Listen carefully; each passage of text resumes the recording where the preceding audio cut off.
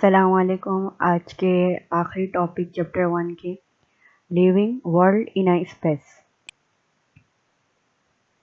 तो पहली डेफिनेशन क्या है? इवोल्यूशन। इवोल्यूशन कहते हैं ये कुर्रा अर्थ की तारीख, जो हमारी अर्थ है उसकी तारीख जो है वो 40.6 मिलियन साल से ज़्यादा है। इस दौरान इसने ज़िंदगी के हालात में काफ़ी तब्दीलियाँ की है। तमाम जानदारों को इन तब्दीलियों को अपनाना पड़ा है। जो लोग नहीं कर सके वो मर गए। मिसाल के तौर पे कुछ ऐसा हुआ कि एक बड़ा एस्टेरॉयड जो था फिर ज़मीन से कोलैप्स से टकरा गया, जिसकी वजह से क्या हुआ, ज़मीन के जो क्लाइमेटिक रीजन था यानी कि मौसमी हालात थे उनके अंदर इस कदर तनाव पैदा हुआ कि हमारे जो डायनासोर थे वो ज़िंदा ना रह सके। ऐसा क्या हुआ कि आतिशफिशा यानी कि वो हमारे वोल्केनो से निकलने वाली राख और गैस ने बहुत सारे डायनासोर का दम घुटा दिया। अब डायनासोर की आबादी का जो है अभी तक जो है वो सफाया कर दिया गया है और फूड चेन का जो एक अदम तवाज़ुन था, इम्बैलेंस था, वो डायनासोर की भूख का शिकार का बाइस बनता रहता था। तो जब डायनासोर की जो डेथ हुई तो चार्ल्स डार्विन जो है उन्होंने एक पब्लिश की अपनी बुक एविडेंस ऑफ इवोल्यूशन 1895 में, जिसमें उन्होंने इवोल्यूशनरी चेंज के बारे में, उनके हालात के बारे में बताया है। अब जो जिंदा रहने वाले जो जानदार हैं उनके हालात यानी कि उनके अंदर क्या डेवलपमेंट आई, क्या ओरिजिन हुई, क्या तब्दीली आई, तो उसको माहौल के एलिमेंट यानी कि अनासिर के दरमियान जो उनका म्यूचुअलिज्म है उस प्रोसेस को हम क्या कहते हैं? को इवोल्यूशन कहते हैं। मिसाल के तौर पे यहाँ पे हमारी बैक्टीरिया से लेकर एक ह्यूमन बीइंग यानी कि होमो सेपियन तक जितनी जो है उनकी डेवलपमेंट रही है यानी कि उनके अंदर जो डाइवर्सिटी रही है उसके बारे में, उसके मुताले को हम क्या कहते हैं? इवोल्यूशन कहते हैं। अब हम जो है ये जो टॉपिक है इसको दो हिस्सों में तोड़ते हैं। एक होता है living world in a space यानी कि स्पेस में जो है हमारी लाइफ कैसी है, और दूसरी होती है कि हमारी लिविंग वर्ल्ड जो है वो इन अ टाइम। तो स्पेस की हम बात करते हैं तो आज की दुनिया का साइज काफ़ी बड़ा है। इस कुर्राए हर्स में अपनी इब्तिदा के वक्त से ही दोबारा ये ओरिजिन यानी कि अपने आप को और तैयार हुआ है। आज दुनिया के बेशतर इलाकों में बहुत सारे जानदार मौजूद थे। पहले ऐसे नहीं होता था, जहाँ जहाँ जिस चीज़ को जैसी सर्वाइवल मिलती गई वो वहाँ वहाँ जो है इसकी ओरिजिन हो। लेकिन अब जो है दुनिया की कुछ और शक्ल है और इसका मुताला या इस खला के जानदारों की तकसीम का मुताला हम बायोम के ज़रिए करते हैं। अभी आप बायोम जो है वो आगे एक चैप्टर है, उसकी जो क्लाइमेटिक रीजन यानी कि वो चैप्टर क्या कहलाता है? इकोलॉजी कहलाता है। और दूसरा हमारे पास क्या है? Living world in a time यानी कि हम जोग्राफी वक्त के लिहाज से अब इस सैयारे पे ज़िंदगी की इब्तिदा के वक्त से जो मुख्तलिफ ऑर्गेनिज़म है यानी कि हमारे हयातियात उनकी ओरिजिन यानी कि उनका अर्तका जो हुआ है इस सैयारे पर जोग्राफी मुख्तलिफ दौर यानी कि जो हम दौर कहते हैं, पीरियड कहते हैं, इसके मुताला हम फोसिल के ज़रिए करते हैं। अभी हम आगे फोसिल पढ़ेंगे। माहिरीन जो है हमारे बायोलॉजिस्ट है, इन ऑर्गेनिज्म को एक सीक्वेंस एज रखने की इजाज़त होती है। अब वो कैसे रखते हैं?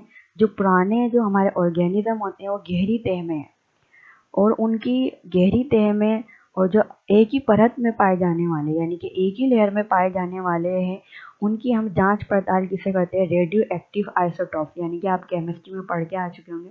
जैसे हम कार्बन एक एलिमेंट लेते हैं तो उसके एटॉमिक मास तो सेम ही रहता है लेकिन एटॉमिक नंबर चेंज हो जाते हैं। तो हम इस रेडियो एक्टिव आइसोटॉप के ज़रिए जो है हम जो पुराने परतों में जो हमारे फॉसिल या जो जानदारों की जो फॉसिल रह गए हैं उनकी और जो यंगर लेयर की इनके दरमियान हम उनकी जोग्राफिया पीरियड्स टाइम का जो है वो हम देखते हैं। तो इसको पढ़ने को हम क्या कहते हैं? जोग्राफियल पीरियड कहते हैं। अब फॉसिल क्या है? जैसे फॉसिल का जिक्र किया गया है, फॉसिल क्या है?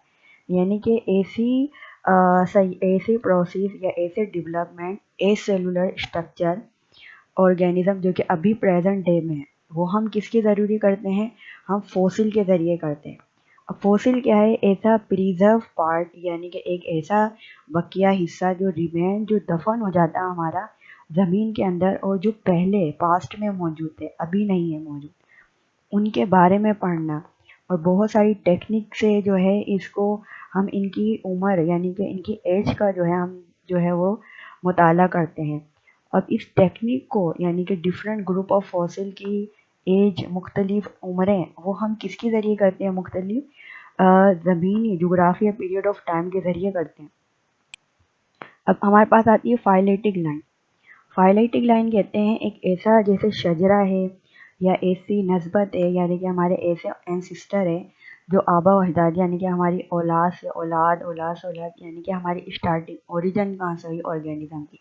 जैसे हमने कहा कि डायनासोर के बिल्कुल डेथ होने के बाद उनकी पूरी जो है स्पीशीज़ ही गायब हो गई है। उसके बाद हमारे पास फूड चेन बन गई जो एक दूसरे से मिलजुल के रह रही है, म्यूचुअलिज्म है, कोई पैरासाइटिक है, कोई सेप्रोफाइटिक है। तो वो तमाम के तमाम जो हैं वो एक अनब्रोकिंग सीरीज से जो है मिलते मिलते जा रहे हैं और एक पूरी चेन बना रहे हैं। तो यहाँ पे हमारे पास जो है 4 इराज हैं, यानी कि 4 पीरियड है। पहले इराज यानी कि ग्रुप को कहते हैं प्रोटीरोजोइक इरा। तो प्रोटीरोजोइक भी इसकी भी सब डिवीजन है, यानी कि इसकी 5 डिवीजन है, वैसे तो 3 है, आर्चियन है, एक है प्रोटेरोजोइक इरा। अब इसके अंदर क्या हुआ, ए सेलुलर ऑर्गेनिज्म जो है वजूद में है। जैसे हमारे पास है बैक्टीरिया है, फंजाई है, एल्गी है, तो ये तमाम जो है इस ग्रुप में आए। उसके बाद सेकंड जो है हमारे पास है पैलियोजोइक इरा। इसमें भी क्या है, कितनी सब डिवीजन है, कैम्ब्रियन है, ऑर्डोविशियन है, सिलोवेरियन है, डिवोनियन है, मिसिपियन है, पेरासिलिवियन है, पेरामीमियन है। तो ये जो है हमारे पास सब डिवीजन जो है इसकी टोटल 7 है। अब इसके अंदर जो है ऑर्गेनिज्म को इस तरीके से फिट किया है।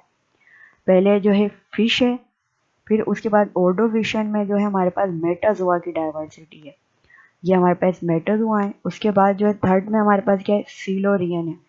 इसमें जो है फर्स्ट लैंड प्लांट बना, यानी कि हमारे पास ब्रायोफाइट जैसे फर्न है, मोजीज है, इस टाइप के। उसके बाद है डिवोनियन। डिवोनियन में जो है फिश की डाइवर्सिटी हुई, जैसे कि एम्फीबियन ग्रुप यानी कि डुअल नेचर वाले, जैसे फ्रॉग है हमारे पास, सिलेमेंडर्स हैं। उसके बाद एक कार्बोनिफेरियस, ये क्या है, सीड फर्न्स है, जैसे हम एंजियोस्पर्म पढ़ते हैं जिनके अंदर हैविंग सीड होती है। और फर्स्ट रेप्टाइल यानी कि एमनॉइटिक एग बनना स्टार्ट हुआ। परमियन में क्या हुआ, परमियन में रेप्टाइल की डाइवर्सिटी हुई, यानी कि जो क्रॉल करते थे। उसके बाद हमारे पास थर्ड है मिजोइक ईरा, यानी कि मिडिल ईरा। इसकी सब डिवीजन है ट्राइसिक ईरा, जुरेसिक, जुरेसिक तो बहुत मशहूर है, और क्रीटेरिशियस ईरा। अब इसकी भी फर्दर सब डिवीजन है, अर्ली है, मिडिल है और अर्ली है। तो इसमें जो है कुछ ऑर्गेनिज्म ऐसे फिट किए गए। ट्राइसिक में जो है हमारे पास फर्स्ट डायनासोर थे, यानी इनके रेप्टाइल्स ग्रुप है, जैसे मैमाल्स ग्रुप है। जुरेसिक के अंदर जो है डायनासोर की डाइवर्सिटी है। फिर यहाँ पे हमारे देखो फर्स्ट फर्ड है, बर्ड्स हैं। फिर क्रीटेशियस में क्या है, हमारे पास फर्स्ट फ्लावरिंग प्लांट है और फर्स्ट पायरामाइट्स हैं, जो हम यानी कि ह्यूमन बीइंग की जो हमारे वजूद में आई हैं। और अब जो है ये एक्सटिंक्शन और डायनासोर, बिल्कुल डायनासोर जो है इसकी वजूद ही ख़त्म हो गया मेसोइक ईरा में। चौथा है कैनोजोइक ईरा। अब ये भी इसके जो है हमारे पास दो जो है सब डिवीजन है, एक टर्शरी है, एक है क्वाटरनरी। क्वाटरनरी कहते हैं हाईली लार्ज कॉम्प्लेक्स पार्ट।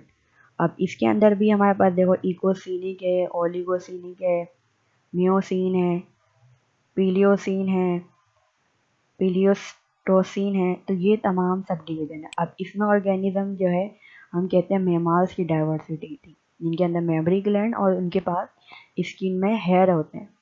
और दूसरा जो है लास्ट जो है अशरफुल मखलूक़ात यानी कि ह्यूमन इवोल्यूशन हो। अच्छा, हम जो है ह्यूमन इवोल्यूशन की जो है दो थ्योरी पढ़ते हैं, एक पढ़ते हैं थ्योरी ऑफ क्रिएचर और दूसरी हम पढ़ते हैं theory of evolution. Theory of evolution में हमारे पास डार्विन की आ जाती है, जिसमें वो कहता है नेचर सिलेक्शन या फिटनेस कैसे हुई, जो है हम इवोल्यूशन के चैप्टर यानी कि इकोलॉजी में पढ़ते हैं, बायोम्स वगैरह। और थ्योरी ऑफ क्रिएचर यानी कि हम अपने मज़हब के हिसाब से पढ़ते हैं। एज अ मुस्लिम हम जो कहते हैं कि हज़रत आदम अलैहिस्सलाम से हम क्रिएट हुए, और मुख्तलिफ जो है वो अपने अपने जो है रिलीजियस के हिसाब से पढ़ते हैं। तो इधर दो थ्योरी आती हैं। आज के लिए इतना ही। सब्सक्राइब कीजिए, लाइक कीजिए, शेयर कीजिए। Thank you.